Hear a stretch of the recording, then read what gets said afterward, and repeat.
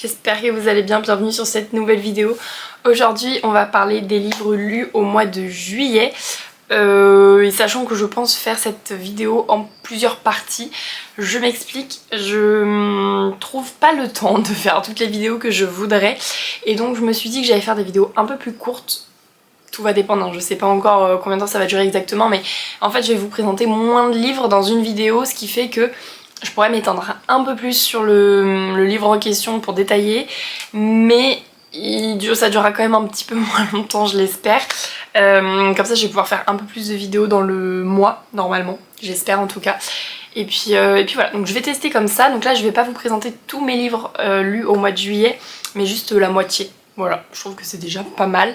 Donc je vais vous en présenter 4, sachant qu'il y a 2 services presse et 2 lectures perso. Voilà. Et je m'excuse si ma voix part en cacahuète de temps en temps, mais entre la clim au travail et les super fortes chaleurs dehors, mon corps il a dit non, j'ai pas envie. Donc voilà, j'ai un petit début d'angine comme on les aime, mais c'est pas grave, on va faire avec. J'ai un reflet dans mes lunettes, c'est pareil, j'en profite, il fait un peu gris aujourd'hui donc j'ouvre les volets parce que vraiment je vis les volets fermés en ce moment, c'est terrifiant. Il fait 27 degrés dans la maison donc pareil, je risque de luire de mille feux, mais j'y peux rien, j'ai super chaud, j'en peux plus. J'avais hâte que le soleil arrive, hein, mais de là à avoir du 35 degrés, il faut doser en fait. Voilà, moi j'ai pas signé pour ça. Donc voilà, le premier livre que je vais vous présenter, vous l'avez déjà vu puisque j'en ai fait un vlog, mais c'est Bad for Me, donc le tome 2 d'Anita Reigens. Vous savez déjà à peu près ce que j'en pense, donc je vais pas m'étaler trop non plus sur ce livre parce que c'est pas intéressant pour vous, mais on continue du coup de suivre l'histoire d'Amanda et de Juliane, si je me trompe pas de prénom. Non, c'est ça, bingo. Donc voilà, on continue de suivre leur histoire un peu tumultueuse et on est du coup sur un deuxième tome qui est beaucoup plus dark que le premier. Donc attention si vous vous lancez dedans, celui-ci il rigole pas du tout, hein. Vraiment il y a des scènes... c'est bien décrit, c'est très bien décrit, beaucoup de violence, donc attention si jamais vous êtes sensible à ces sujets-là.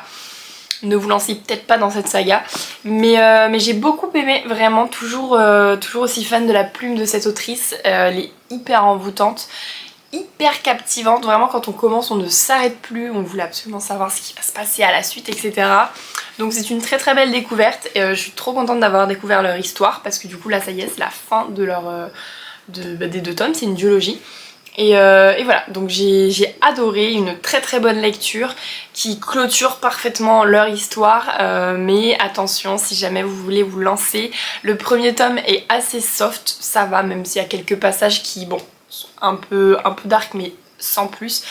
En revanche, ce deuxième tome, on passe un level au-dessus. Voilà, donc très bonne lecture, moi j'ai beaucoup aimé. J'ai oublié de préciser, mais du coup Bad for Me, c'est bien un service presse que j'ai reçu des éditions BMR. Il me semble que je l'avais déjà précisé dans le vlog, mais bon, si jamais vous l'avez pas vu, ce livre-là m'a été offert. Pour mon deuxième livre, c'est une lecture perso cette fois, et c'est le tome, je sais plus combien, 5 d'Erased. J'en ai déjà parlé 1 million de fois de cette saga, de cette série de manga. Mais j'adore toujours autant, et d'autant plus, là je suis sur les derniers tomes, il m'en reste plus que 2 à lire pour finir cette série, et vraiment j'en suis fan. À partir de celui-ci là, il y a tout qui commence à s'accélérer, on a des révélations de fou. J'adore. Pour ceux qui n'auraient pas suivi, qui ne savent pas de quoi ça parle, en gros nous avons un homme, je ne sais plus c'est Satoru, son prénom, qui en fait arrive à voyager dans le temps, et en fait il y a eu une série d'enlèvements et de meurtres quand il était jeune, voilà.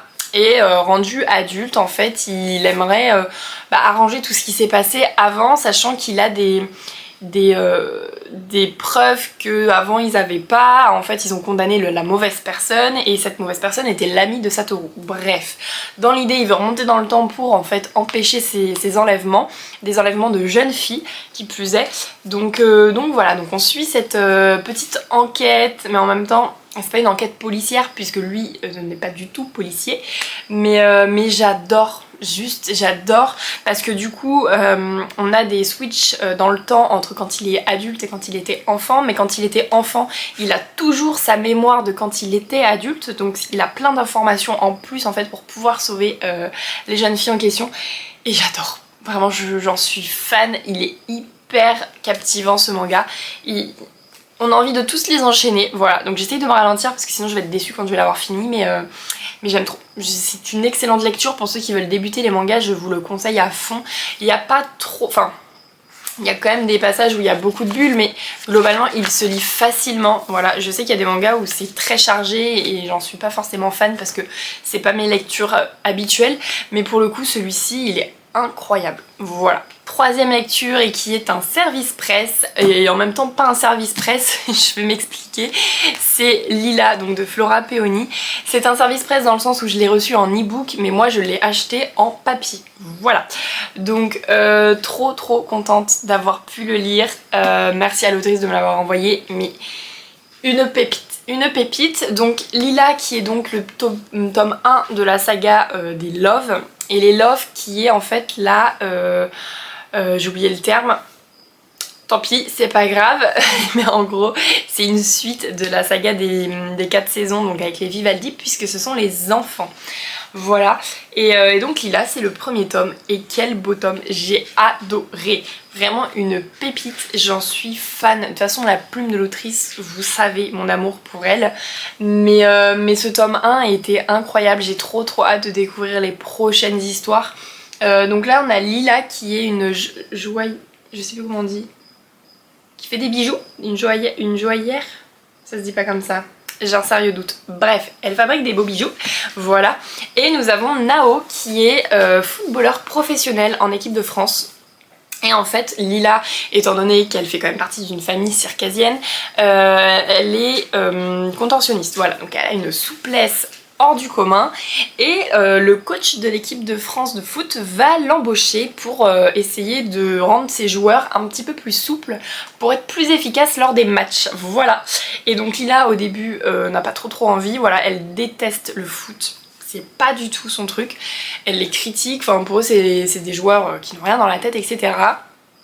Et étant donné que le coach est un ami de son père, elle va finir par accepter finalement de les coacher, et elle va donc faire la rencontre de Nao qui est a un ego un peu surdimensionné dans un premier temps, et donc ça va pas trop bien se passer entre eux, voilà, ils vont être un peu à se lancer des pics toutes les 5 secondes, etc. J'ai adoré vraiment, et les plot twists à l'intérieur, je vous en parle même pas, c'est incroyable. Il y a eu un retournement de situation, je l'ai pas vu venir, mais pas une seule seconde, d'accord. Vraiment j'étais sur le cul, j'ai adoré, j'ai juste adoré. On a toujours un fond d'histoire entre, enfin il y a un lien en fait avec la famille des Vivaldi, il y a un lien avec l'histoire avec Nao du coup, il y a un lien avec le passé amoureux de Lila, enfin vraiment il se passe plein de choses et j'ai adoré cette lecture. J'ai pas d'autres mots, lisez, franchement si vous n'avez pas découvert la plume de Flora, foncez, courez, je sais pas ce que vous attendez, c'est incroyable. Donc ce livre là, une pépite, ça a été un coup de cœur. Et donc le dernier livre que je vais vous présenter sur cette vidéo en tout cas, ça a été également un coup de cœur, voilà, franchement j'ai de très bonnes lectures sur le mois de juillet, et c'est La Reine Traîtresse, donc de Daniel L. Jensen, voilà, édité chez Brajlon. Une pépite de chez pépite. Déjà j'avais adoré le premier tome, Le Pont des Tempêtes, vraiment c'était une super belle découverte, une belle découverte de la plume, de l'univers, etc. Et j'en étais fan vraiment. Et ça faisait un petit moment que celui-ci dormait dans ma pile à lire, voilà, et je me suis dit il faut absolument que je le sorte, j'ai envie de connaître la suite de l'histoire, il me la faut. Et donc je me suis lancée, et juste incroyable. Un livre mais bourré d'action, mais vraiment il n'y a que ça du début à la fin, on est directement replongé là où on s'était arrêté en fait dans le tome 1, donc on n'est pas perdu. Incroyable, juste incroyable, sachant que ce tome là en plus clôture le couple de Lara et de Aren, et que ensuite les prochains tomes sont sur d'autres personnages du livre, mais je crois qu'il y a un fil rouge conducteur parce qu'en soi l'intrigue de ce livre là n'est pas terminée, donc je pense qu'on va la retrouver dans le prochain livre, tout est lié, mais vraiment j'ai adoré, incroyable, vraiment beaucoup d'action, un slow burn incroyable. On peut pas faire plus slow que slow, c'était vraiment très long, mais c'est pas grave, moi j'aime bien. On se retrouve avec deux personnages qui sont un peu torturés parce que il y a eu de la trahison, il y a eu plein de choses qui se sont passées, mais il y a quand même beaucoup d'amour entre eux. Et non, vraiment juste incroyable ce livre-là. C'est une beauté en plus de ça. Donc voilà, donc je vous remontre un peu le petit bijou. Il y a des reflets de partout. Est-ce qu'on va voir quelque chose? Je ne sais pas. Mais c'est un très beau livre. À l'intérieur, nous avons la carte. Voilà.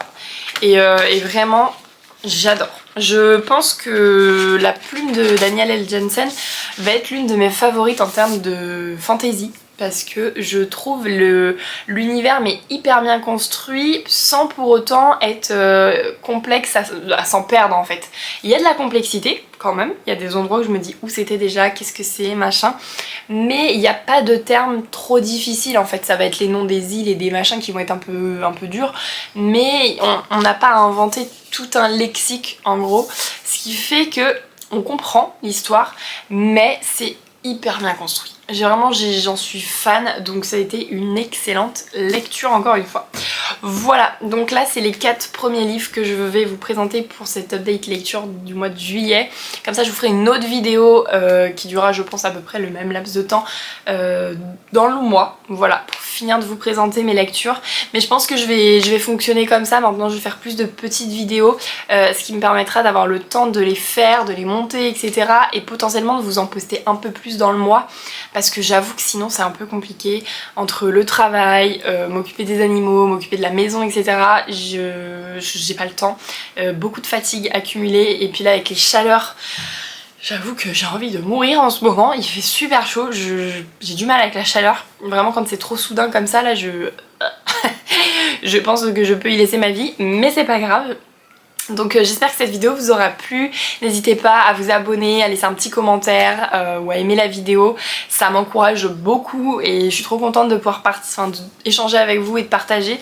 Donc voilà, et puis je vous dis à la prochaine.